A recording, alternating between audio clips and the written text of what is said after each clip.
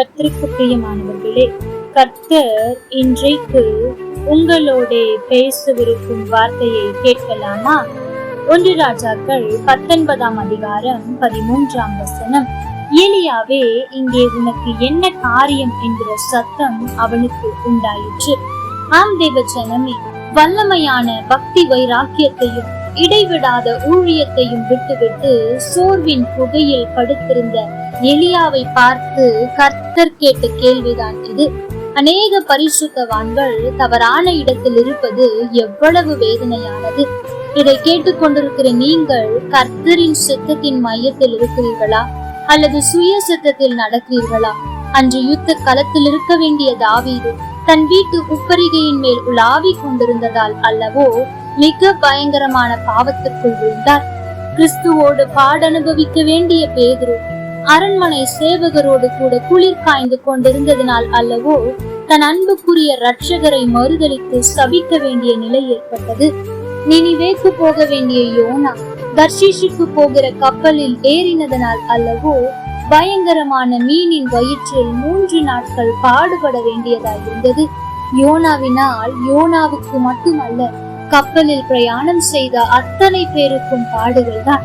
ஆவிக்குரிய வழிகளில் நடக்க வேண்டிய கொரிந்து சபையார் பொறாமைக்கும் வாக்குவாதத்திற்கும் பேதகத்திற்கும் இடம் கொடுத்தபடியினால் அல்லவா மாம்சத்துக்குரியவர்கள் என்று அழைக்கப்பட வேண்டியதாயிற்று.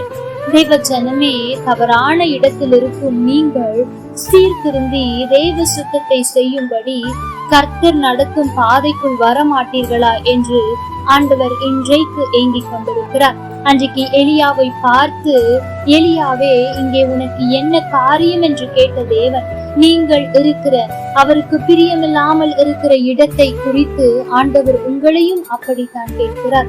என் அன்பு மகனே, என் அன்பு மகளே, நீ இப்பொழுது இருக்கிற இடத்தில் உனக்கு என்ன காரியம்?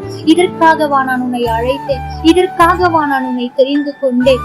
எனக்கு ஊழியம் செய்யும்படியாய், என் பின்னே வரும்படியாய், அநேக ஆத்துமாக்களை என் பட்சத்தில் திரும்பும்படியாய், அநேகருக்கு என் அன்பை வெளிப்படுத்தும்படியாக அல்லவோ நான் உன்னை தெரிந்து கொண்டேன்.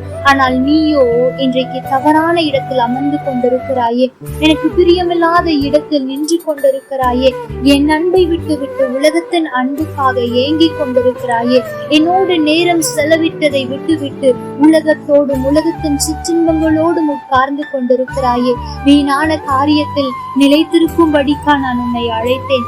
இங்கே உனக்கு என்ன காரியம் என்று கர்த்தர் உன்னை பார்த்துதான் கேட்கிறார். என் அன்பு மகனே, என் அன்பு மகளே, இந்த வருடத்தின் கடைசியில் ஒருவேளை சோர்வினால் அவரை விட்டு தூரம் போயிருக்கலாம், அல்லது உலகத்தின் சிற்றின்பத்தினால் அவரை விட்டு தூரம் போயிருக்கலாம், அல்லது உங்கள் வாழ்க்கையில் நடந்த ஏதோ சில காரியங்கள், ஏதோ சில இழப்புகள் ஆண்டவரை விட்டு உங்களை தூரம் போன நிலையில் ஆண்டவர் சித்தம் இல்லாத இடத்தில் நீங்கள் அமர்ந்து கொண்டிருப்பீர்கள் என்றால் ஆண்டவர் உங்களோடு பேசுகிறார். எழும்பு, நீ இது இருக்க வேண்டிய இடம் அல்ல. இங்கு உனக்கு என்ன காரியம்? உன்னை நம்பி நான் அவ்வளவு பொறுப்புகளை வைத்திருக்கிறேனே.